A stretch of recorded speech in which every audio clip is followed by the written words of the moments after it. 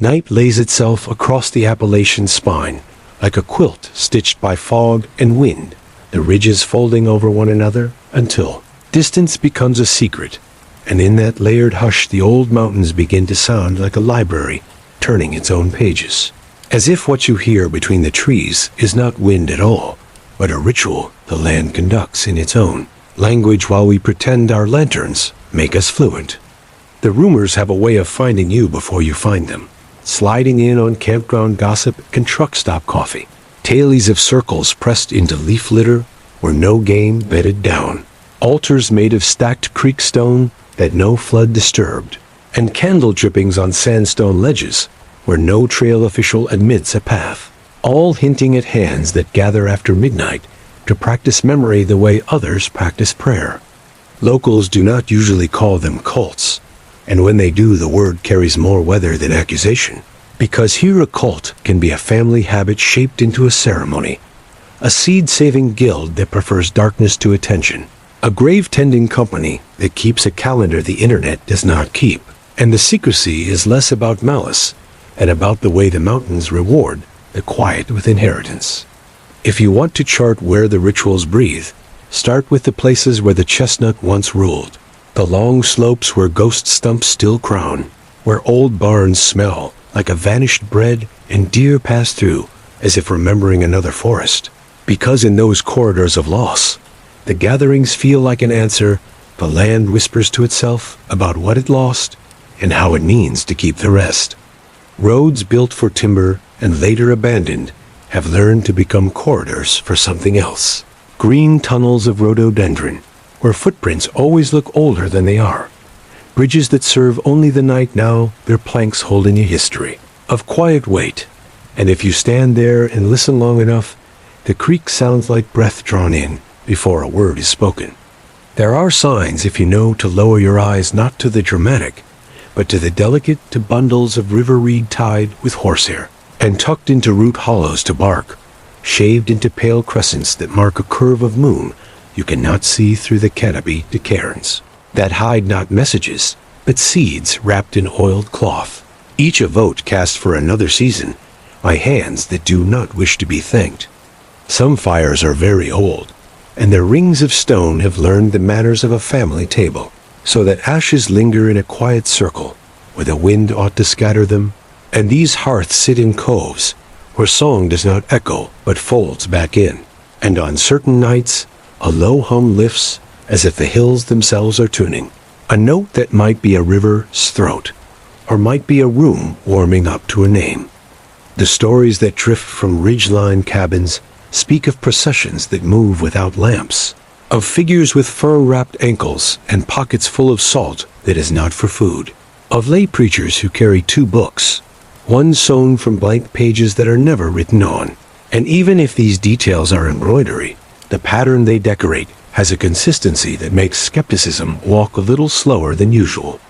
History tries to peek in with tidy words, invoking the Scots-Irish who brought second sight, and the Germans who brought hex signs, and the Africans who brought root, and the Cherokee who brought medicine that belonged to the land before it belonged to language.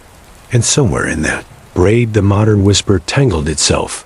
not as something new, but as something remembered with a new accent. On clear nights, the fire towers see more than weather, their lenses catching faint moving lights in hollows where no road runs, not sharp enough to alarm, but steady enough to suggest intention. And the rangers who jot these notes do so in pencil. They can be erased if necessary, because sometimes it is easier to trust the trees to keep their own minutes. If you are waiting for a brochure, there is none. Only the fact that sometimes the woods feel populated after midnight by people who are certainly human and certainly unknown, who leave no trash and take no timber, and yet stake a claim deeper than ownership, a claim written in air and water and watchfulness that feels older than any deed. So you sit very still with the crickets and the damp tobacco scent of decomposing leaves, and you wonder whether secrecy itself is the ritual, a way of feeding the mountains exactly what they ask for, which is attention without appetite, and the longer you listen, the more you notice that the listening begins to listen back. Patterns emerge to the patient, the way constellations emerge to anyone willing to connect faint lights. And those who collect the reports find that certain terrains repeat, not the tourist overlooks, but the laurel hells where paths thread like laces, the limestone mouths of caves that breathe cold even in August, the high balds that hold sky the way a bowl holds water, and the old fire-scarred ridges where lightning makes its own grammar. The calendar serves better than the map,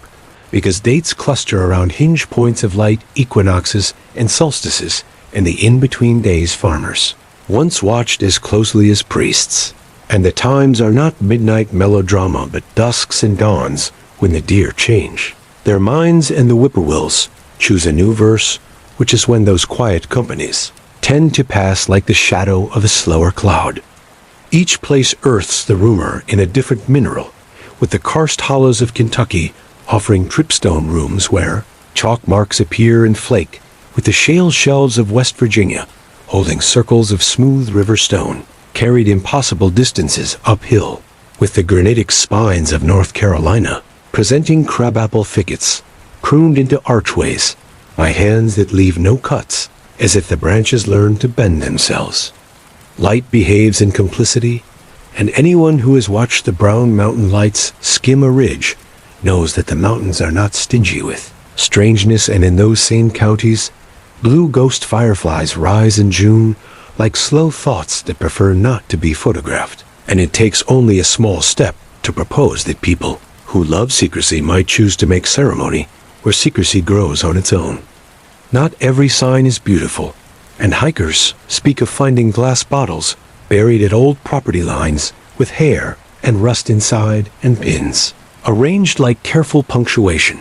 And in attics of clapboard houses slated for renovation, there are jars of nails sunk in vinegar, and corn cobs hung over doors with iron keys tied through them, which are not traps or threats so much as syllables in a language that kept gardens alive when grocery stores were storms away. The sound of ritual is often not a chant, but an arrangement of silence. Away voices go absent in a hollow, all at once as if rehearsed, the owls pausing with them as if included, and then a low ground tone begins that could be wind through narrow, spruce, or something with breath, holding a single note, so long the mind goes out to meet it and returns with its hair stirred. Those who work the ridgelines for a living will tell you that there are markers older than any paper survey, a system above, notches on boundary trees and arrangements of triple stones at corners and cross-tied twigs left at eye height so that seeing becomes agreement. And this code has been borrowed and altered until it is less ownership and more belonging, the punctuation of a sentence written with boots rather than ink. Institutions officially ignore and unofficially collect, with Forest Service offices keeping drawers of confiscated amulets no one wants to throw away, with TVA archives inheriting letters that mention prayer meetings moved uphill before the water came, with power company line crews noting in bland language the presence of gatherings near right-of-way clearings on foggy evenings when sound travel is strange. Prohibition taught the hills to keep secrets that tasted like corn and cash, and the same paths that once ferried jars now ferry other cargo, packets of heirloom bean seed, photocopies of recipes in spidery hands, lists of names who can be trusted with a spring that does not run dry. And if a midnight gathering looks like a cult to the outsider, to the insider it is simply a pantry restocked by moonlight for future winters. To complicate comfort, there are stories that lean colder, of animals found arranged in patterns not explained by hunger, of bone piles stacked like learning diagrams in anthropology classrooms that are miles away, of ropes braided from kudzu left on cemetery gates with knots that climb in odd numbers. And while nothing here names violence, the arrangement itself argues intent that does not expect applause. By daylight the hollers close like books misshelved, and all that remains are small irregularities. A square of moss unusually even, a stretch of fern with every frond facing one way, a patch of leaf litter pressed flat in an oval, without a nearby log, as if the forest is practicing to forget, and remembers just enough to leave a riddle. So the pattern is not a net that catches, but a wind that turns, and you notice yourself walking slower where the space between trees widens, because some clearings do not feel empty so much as paused, and every paused place feels like a sentence waiting politely for the speaker to return. The mountains carry archives in human memory, the way they carry coal and mica, and the first European settlers who arrived with axes and hymns also arrived, with handbooks for unseen things, with charms to stop bleeding and prayers to stop storms, with rules about burying a dead mole in a sealed jar to keep a wart away. And these practices did not vanish in the New World. They took root where the soil already knew the recipe by heart. Long before knives trimmed apple trees to the old country's calendar, the Cherokee tended medicine that made careful use of both leaf and story. And in those stories, there are places you do not enter except with the right breathing, and names you do not say except when the river is full. And some of what later became called cult looks more like the afterimage of protocols meant to keep the woods in covenant with the people. German-speaking migrants left their hexes like bright grammar on barns further north, but their brochure, a soft-spoken set of healing and hedge prayers, slipped southward along kinship paths and mixed with Scots-Irish charms that resembled psalms when whispered in kitchens, and tapped palms with African rootwork that knew which crossroads had room for a bottle, left with sugar for time and vinegar for change. Coal towns grew lodges the way they grew porches, with men gathering under symbols that looked Masonic from a distance and more practical up close. Oaths that bound union men and burial societies, and mutual aid in a language of grip and glance, and while not sinister, these habits taught the hollows to trust a sign seen only by those meant to see it, which is a skill any secret will hire if it can. Tent revivals brought an honest fire that burned through summer and went home in winter, and from those flames rose churches that worshipped with a heat the cold respected, and in a few of those communities there formed ceremonies that handled danger with faith more than caution. And from outside it looked like a cult, and from inside it looked like scripture touching skin. And the mountains learned once again how a judgment depends on the angle of the hill you stand on. The federal projects that modernized the valleys also rearranged their memory, with dams that swallowed towns and left steeples under new lakes, with fenced reservations where new metals were coaxed into terrible alliances, with roads that cut in where mules had respected slopes, and in the wake of these changes grew circles of people who chose to move uphill rather than move away, carrying with them habits that would not fit the blueprint. In chicken scratch ledgers found in smokehouses after the last caretaker died, you can read a kind of parallel economy that had nothing to do with cash lists of births blessed at creeks and crops, planted on signs, and hill burials scheduled where the ridge held the wind a certain way, and in margins a tiny code, a trinity of dots and lines that indicate time and place, not to hide from law, but to align with something older than law. Archaeologists walk delicately here, careful with claims noting ritual deposits of quartz in rock shelters that saw millennia of campfires, finding clay figures with thumbprints where faces might have been, and charcoal circles laid down in years when hunting was lean, and their reports include the phrase probable ceremonial context, a polite admission that the present has not outgrown the need to name the past with words that leave room. Conspiracy grows in gaps the way fern grows in drip lines, and there are whispers of a wartime unit that practiced morale experiments in isolated hamlets, or of folklorists whose grant reports went missing after they noted contemporary rights that did not want notation, or of coves whose property lines form pentagrams on maps that fold a certain way. And while none of this withstands daylight, the shape of it offers shade. Somewhere between honest secrecy and paranoid theater lies a middle country where rituals are neither sinister nor harmless. A place where a group of women meets to sing old ballads to keep language alive, and a group of men meets to trade tools and passwords to keep us trail alive, and both claim the dark, not because light is evil, but because privacy is a crop best harvested at night. The mountains do not cross-examine. They listen with the patience of stone ledgers. And in that patience, any ritual that returns to gratitude tends to be tolerated by weather and luck, while any ritual that leans toward control tends to draw storms to itself. A balance noticed by elders who say less as they age, because they have learned that saying less invites the mountains to say more. And so history does not explain the present so much as it furnishes it,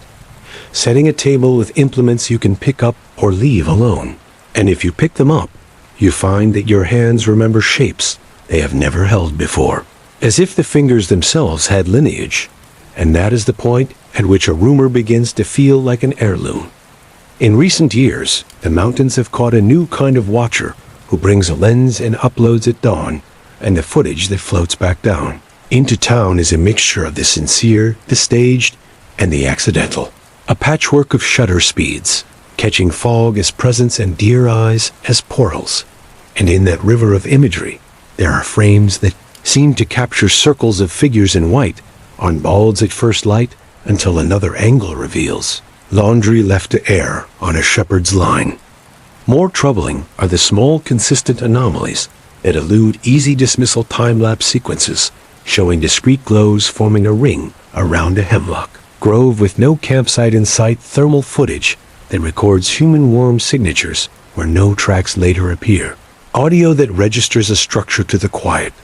as if the night were pulsing in syllables, and equipment that behaves perfectly until it is time to capture faces, at which point focus humbly demurs.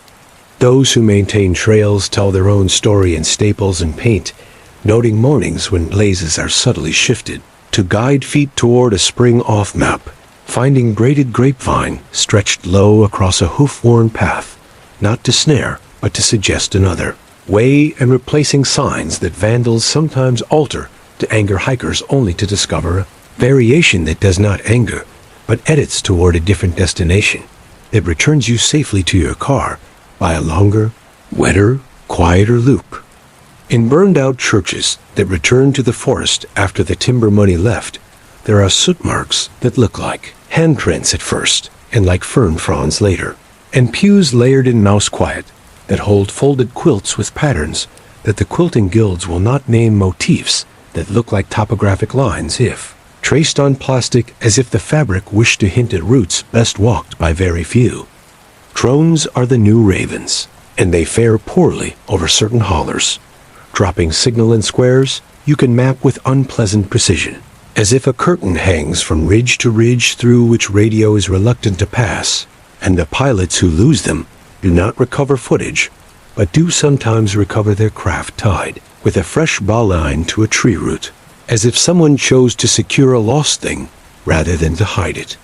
There are accounts from cavers that refuse to elaborate, of side passages marked with charcoal sigils that look modern and more careful than vandals, of chambers arranged with quartz points facing inward as if to collect rather than project, of air that grows warmer, the deeper one goes where it ought to cool.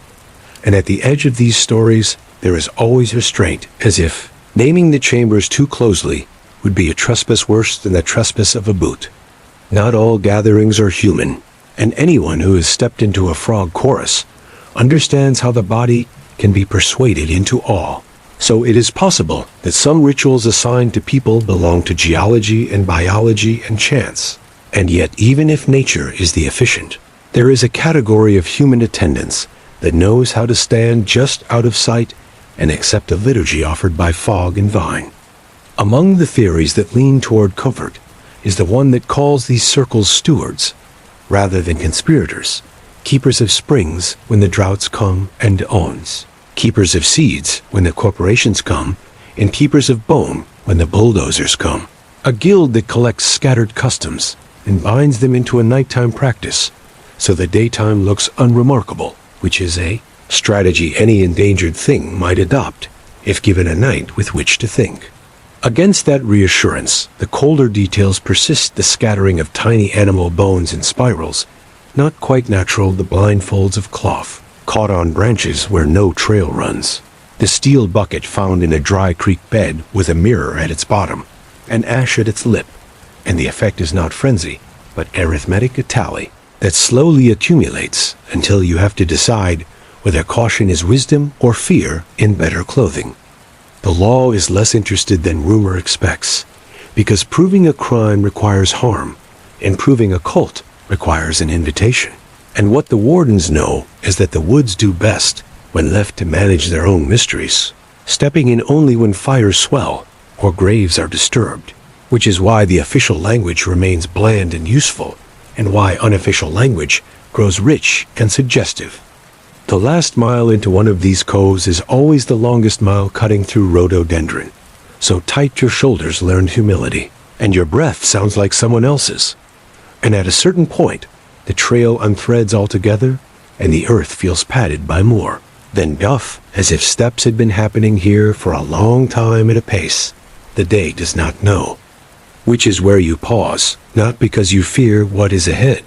but because you feel very much observed by a place, and the sensation is not unkind, but firm like a hand on the shoulder that says this is far enough for tonight. And you do not argue, because the dark here carries its own jurisdiction, and it has decided to adjourn in silence that feels deliberate.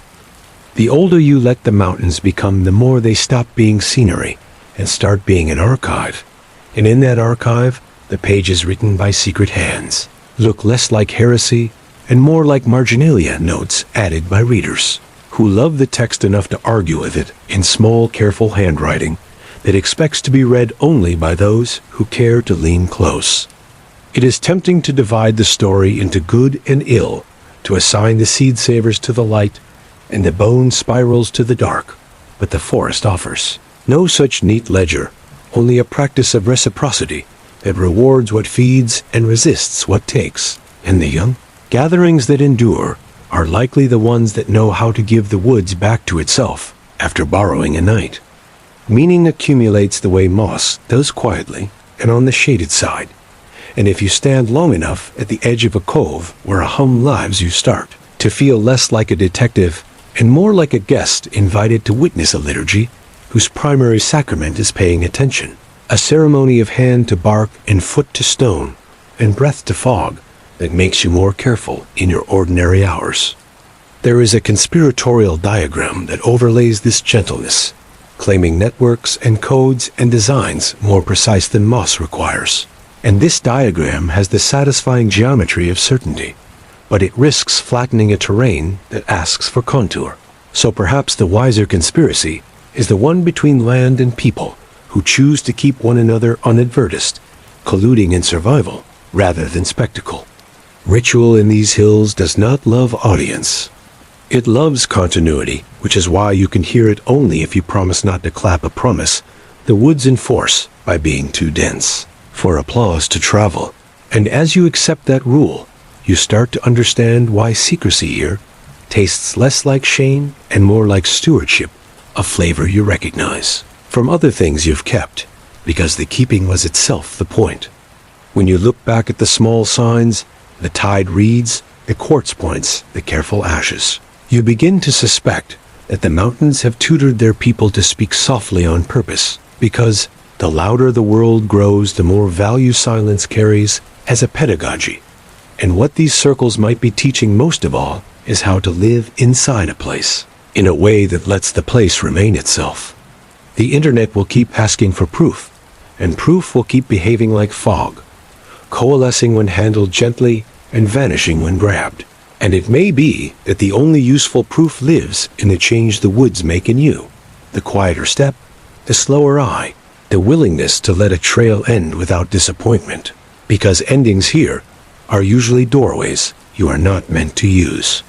You imagine with the friendliness of a tired mind that somewhere up cove a circle is singing without words, a vowel lifted to keep the ridge awake, a sound that reminds owl and fern that someone is listening back, and the knowledge of that song is enough to lace your sleep with a sense of being accompanied by something neither threatening nor tame.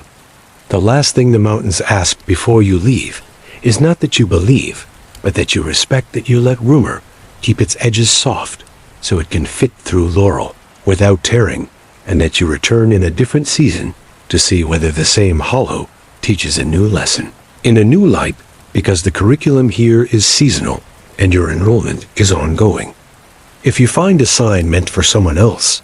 you will know by how it does not resolve into meaning for you, and the courtesy is to step around it and let it remain a message delivered to the right eyes,